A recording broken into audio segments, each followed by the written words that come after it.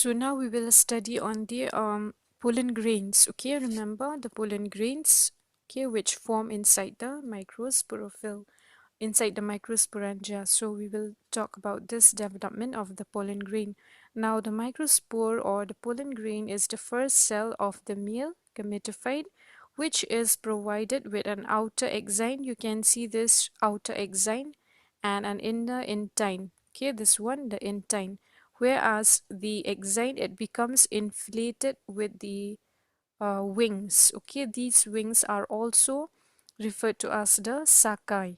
The development of male gametophyte, it takes place partly inside the ovule, okay, after pollination, and it occurs in, and partly it occurs inside the microsporangia itself. Remember the male gametophyte here, inside these microsporangia they will develop, and later on they will develop inside the ovule, that is the female gametophyte.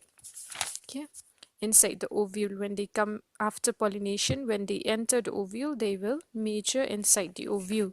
So now in the microsporangia, these microspore, as you can see here in this figure, they cuts off. Okay, they cuts off to two prothelial cells, okay, one after the other, and also you can see a large antheridial cell is formed. Now here the prothelial cells, they are not persistent. Okay, the first prothelial cell is formed, this is the apical cell, and when this redivide, it will form the second prothelial cell. These two prothelial cells, they are non-persistent. Okay, they will degenerate soon, whereas the antheridial cell here, the apical cell below, it will divide to form a tube cell and a generative cell. Here you can see the generative cell, it lies adjacent to the second prothelial cell. Now at this stage, the microspore, it becomes four-celled. Okay, four-celled. Why? The first prothelial cell, second prothelial cell, generative cell, and the tube cell. So it is at this four-celled stage that they will be released to the outside. Okay, they will shed in huge amount, giving an appearance of yellow clouds around the pine forest. So that cloud of these spores, okay, pollen grains, they are called the shower of sulfur. Okay, and it usually occur in late February to March, okay, in plain areas, whereas in pine forests it usually occurs from May to June. So this shower of sulfur dust, that is the pollen grains, okay, now they will be carried away by the wind, and they will come in contact with the ovule of the female gametophyte, and okay, that is the pollination, when the pollination occur, and they will develop inside the female.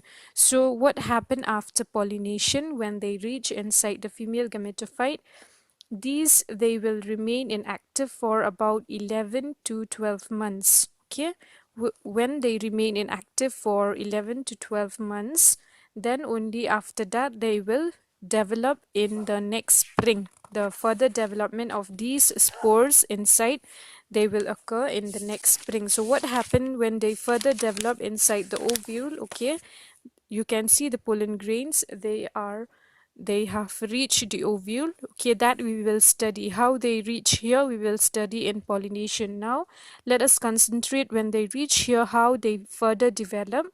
You can see that the tube cell, it elongates. Okay, now it elongates to form an unbranched pollen tube.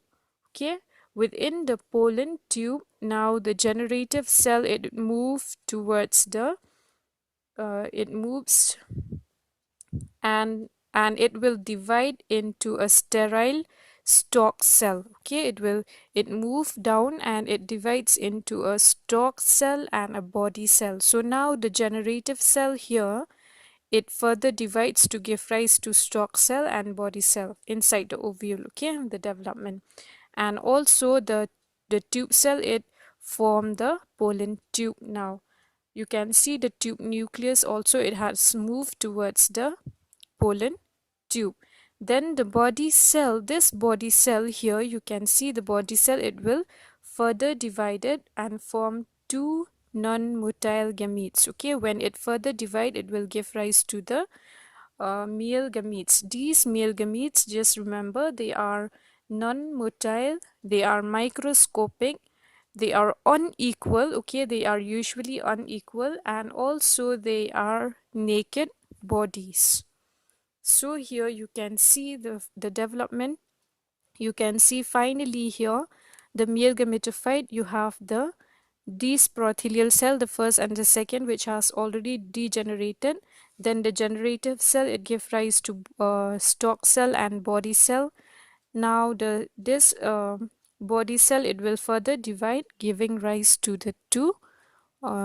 to the two male gametes, that is the pollen grains. Okay, so these, they usually occur inside this female gametophyte. So we will talk about this pollination, how it occurs, and this fertilization, how it occurs. When they finally fertilize, okay, the male and the female, they will give rise to a zygote.